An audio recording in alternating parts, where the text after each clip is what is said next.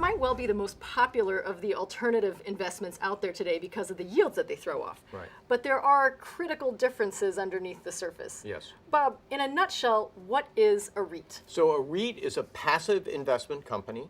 And by passive, I mean it can't go out and develop real estate and stuff like that. It's sitting there taking in rents and other kinds of income streams off of real estate projects.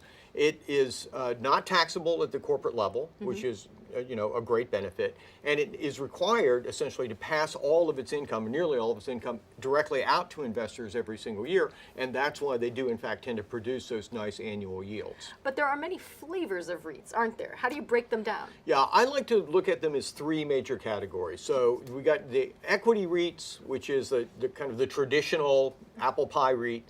You got the mortgage REIT, which is a little racier. It's a higher octane type of investment.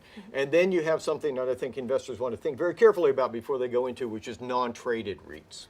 Let's talk a little about these publicly traded equity REITs that own and lease property and so Yeah. forth. Are these all in commercial office buildings? They're not. No, there are different kinds of REITs here. There are subcategories that tend to invest in specific kinds of things. Some are invested in healthcare facilities, for example, or some might be invested in hotels and entertainment type locations and locales, things like that. So you do have different underlying investment types, even within that one category of classic equity REITs. Now, how about those mortgage REITs? Now, mortgage REITs are a different kettle of fish. These are, as you can imagine, they're investing in mortgages, and so they tend to be a pure, straight interest rate play. They're borrowing short. They're borrowing with short-term money, and they're investing in long-term money. They're investing in mortgages, which of course are long-term instruments. So that works great while interest rates are moving in a particular direction. They're very, very interest rate sensitive. But if interest rates start to reverse out quickly, you could have some real, and you've seen this before when the bond market hits volatile periods in the last couple of years, you've seen these mortgage REITs really take a tumble. So they can provide some really nice returns currently, even double-digit returns, which is very attractive. But they can be extremely volatile if interest rates start to move. And non-traded REITs?